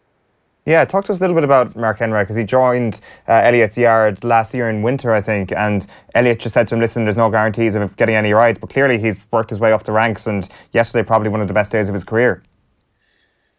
Yeah, it would be the best day of his career, I think, full stop. You know, he spoke of how he went to Gordon Elliott's on his last legs, I think were the words he used. He was, you know, struggling. He was toggling between freelance and, you know, the relationships that he had with other trainers. And Mark's a good jockey. It's just the problem in Ireland is that there are a lot of good jockeys fighting for a relatively small book of rides, and you just have to persevere. And Mark went to Gordon Elliott, and Gordon Elliott is a very loyal man. And not only that, but he'll back people who've maybe had difficulties in the past. You know, he's been loyal to jockeys that have had drug issues.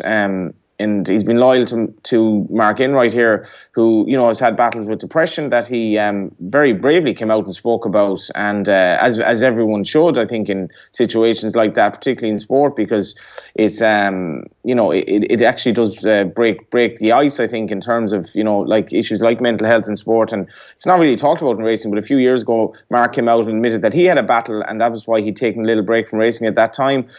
So he's come back and he's worked hard, but even so, you know, working hard and overcoming or fighting your battle with depression doesn't mean you're going to get 20 winners a season even or anything like that. But Mark worked hard.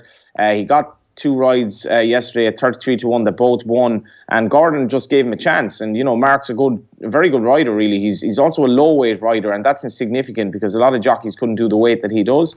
And what a reward yesterday, and a nice boost to his bank balance as well. Yeah, without question. He's definitely a character you can get behind after everything he's gone through. The other thing I just wanted to ask you about the Galway plate yesterday was the situation with Ballycasey. Just kind of flicking through the papers this morning, Willie Mullins isn't happy about being called in front of the stewards. What's that about? Yeah, I mean, Ballycasey has run on a variety of grounds, and he was pulled out on the reason of ground yesterday, like literally at the last hour before a reserve could get in. Now, Willie could justifiably argue that the ground had changed more so at that stage than had earlier in the day because it rained quite a lot in Galway yesterday. But, you know, the stewards noted that Ballycasey had run on soft, good, heavy, and he'd been successful on soft ground before.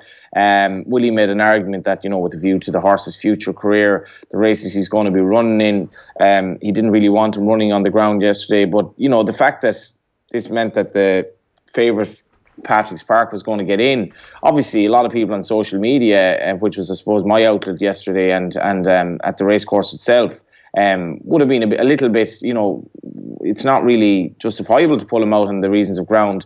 It happened before with a horse of Eddie Harty's that allowed Carlingford locked it into the Galway plate for JP McManus, and Eddie Harty again used the ground as a reason, even though the horse had kind of run on similar ground in the past. So the stewards noted Willie Mullins' explanation.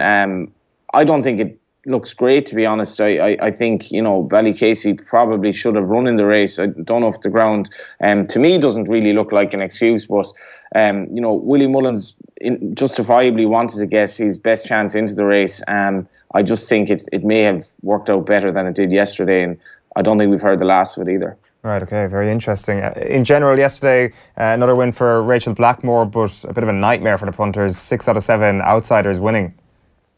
Yeah, I doubt, I'd say if 10% of the people who've been betting on Galway are in profit, they're doing well. It's just been very tough. You know, some of the results yesterday were just really music to the ears of the bookmakers. That 33-1 shot that won Mark Enright Road earlier is actually part owned by the rugby player Sean O'Brien. But he was a reserve as well, and he got in. And when he took the leads coming up the run-in, you know, the place just went silent. Nobody had it at all. Rachel Blackmore's horse for Henry de Bromhead wasn't so big a price, and a big win for her. I think she might have gone 7 clear again at the top of the table, and some people are kind of whispering, has she a chance of winning it outright? And it's improbable, but it's not completely impossible. She's ridden more than any jockey bar Sean Flanagan and Andrew Lynch this season. So she's really putting in the air miles, and she's being rewarded with winners. And, you know, she's a very good mount today in the Galway Hurl in the shape of David's Charm, and that'd be a hell of a celebration if he were to win.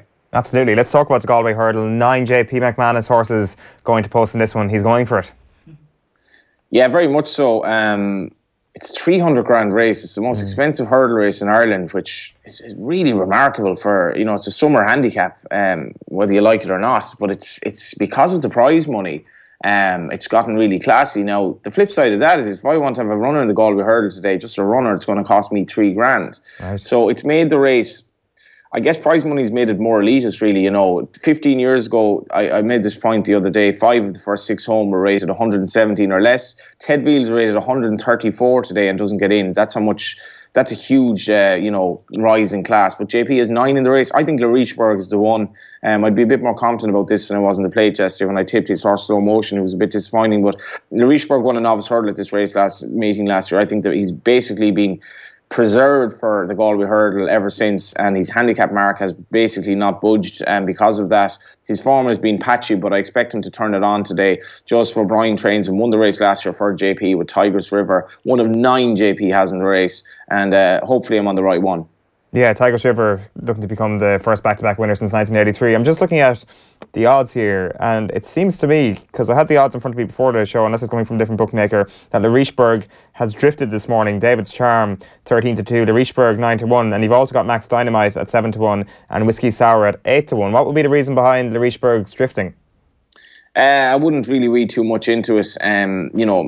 Bookmakers are probably they pushed out Slow Motion yesterday. The real action is kind of half an hour before the race, particularly with the McManus runners, because the McManus kind of operation, when they back their horses, they're not really going to get proper money on until later on in the day, and the Galway market will be very lively. So I think I wouldn't worry too much about that, but I'd be worried if he didn't attract some money on the track now.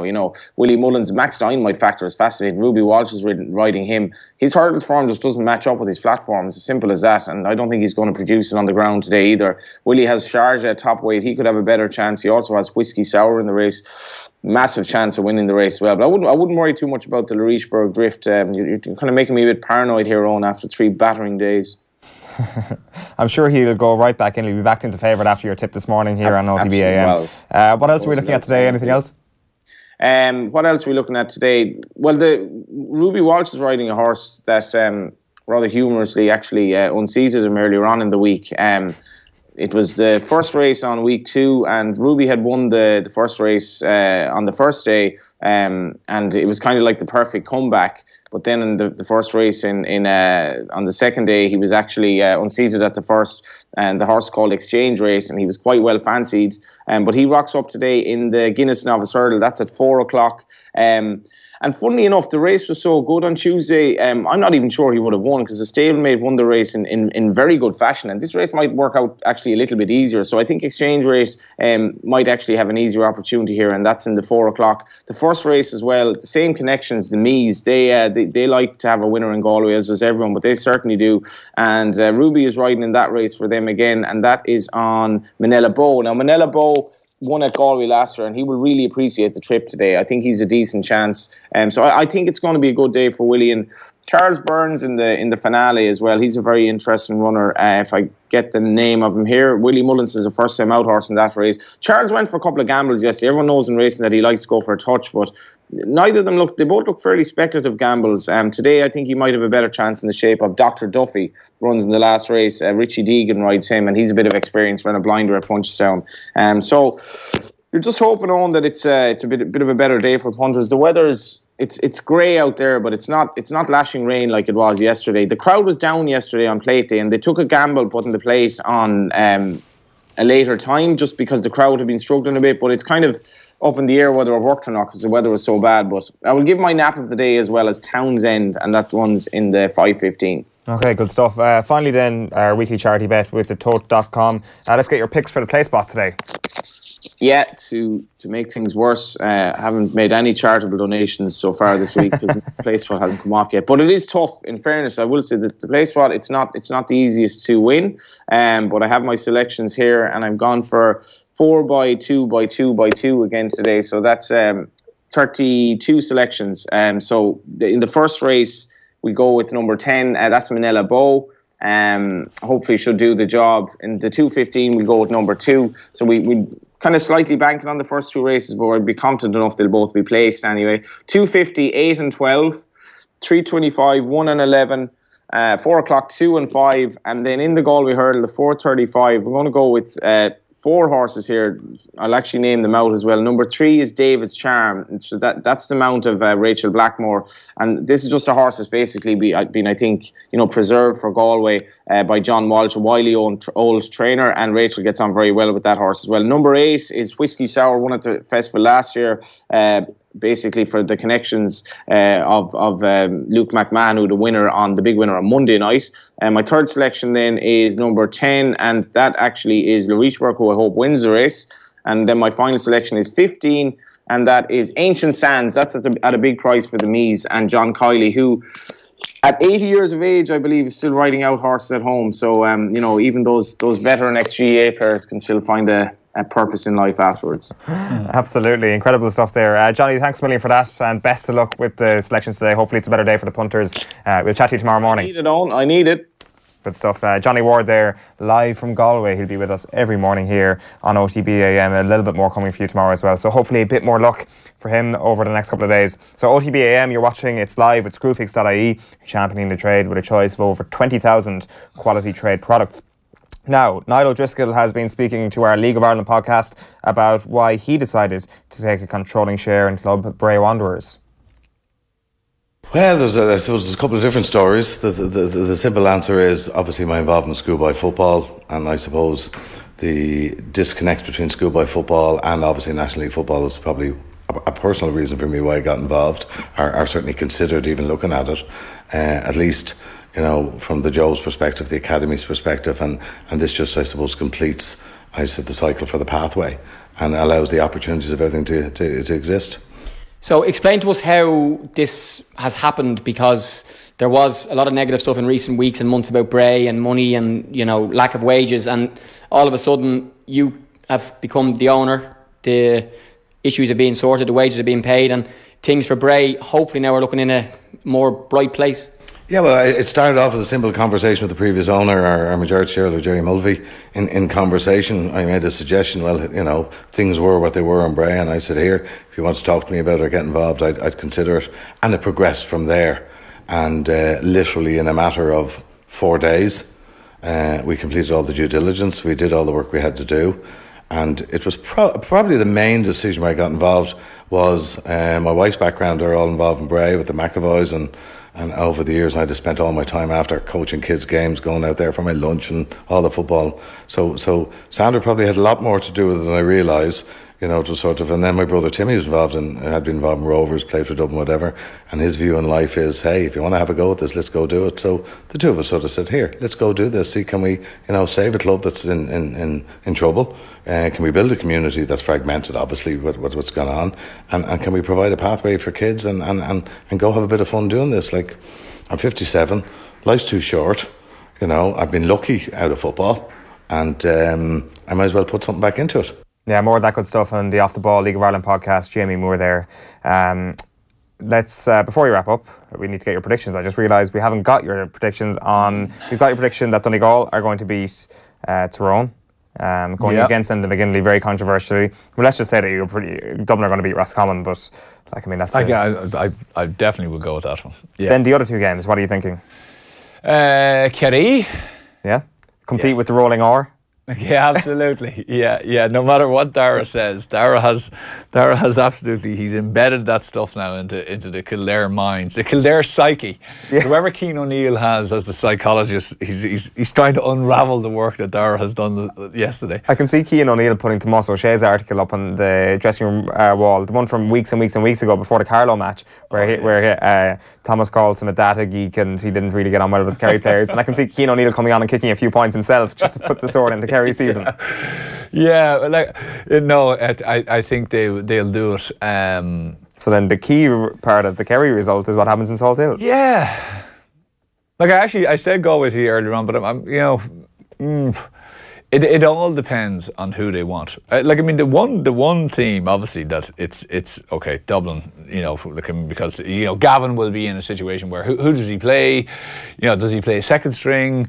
If the second string come on and blitz Roscommon, what does that do for his semi-final and his lineup and stuff like that? So he's definitely in control.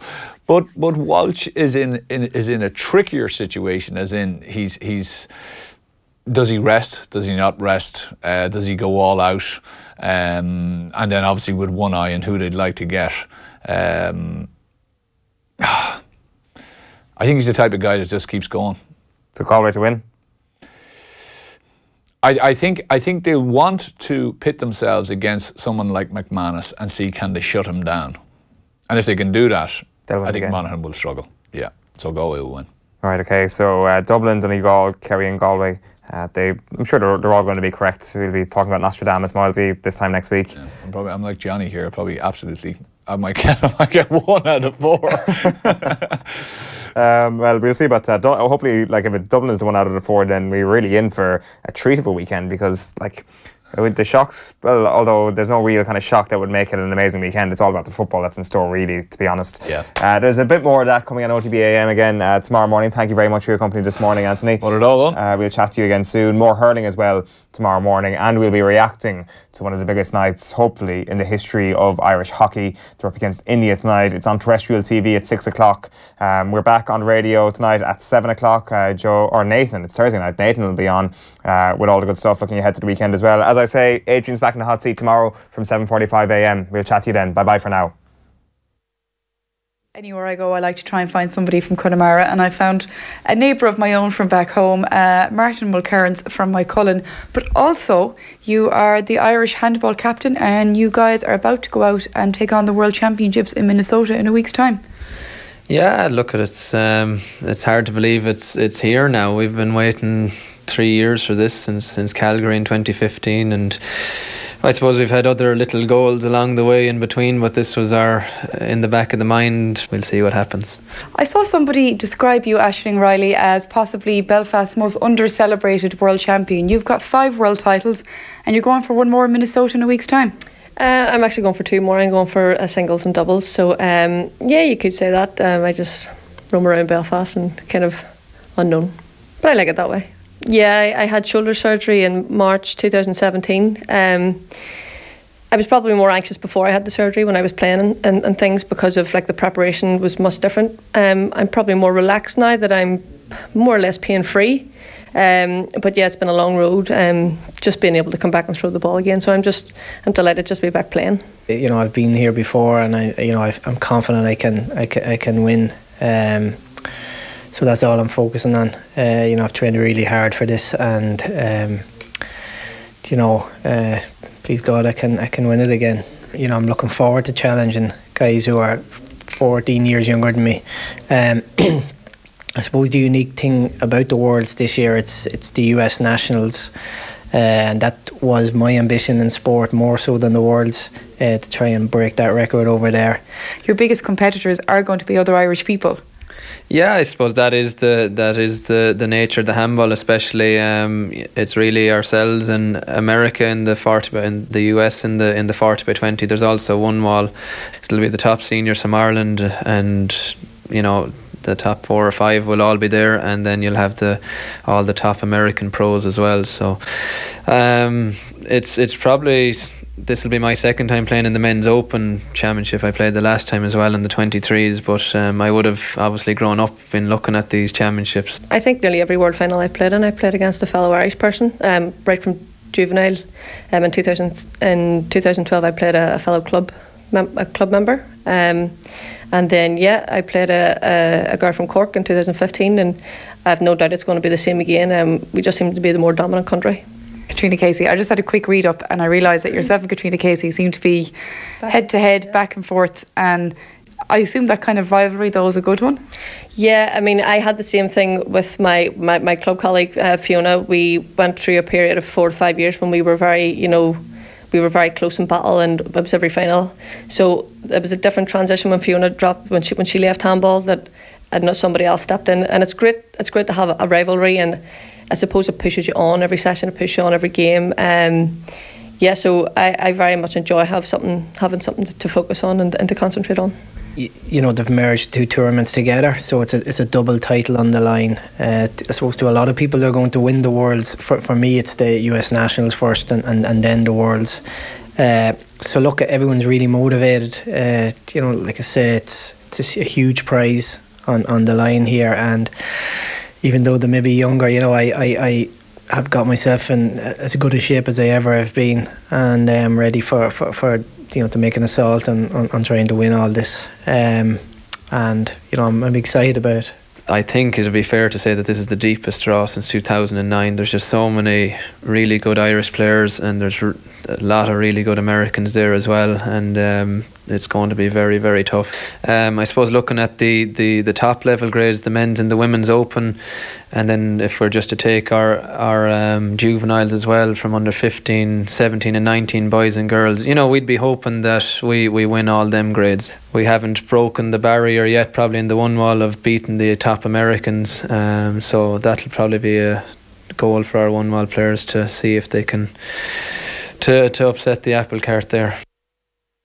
OTBAM. Thanks to Screwfix.ie, championing the trade with a choice of over 20,000 quality trade products.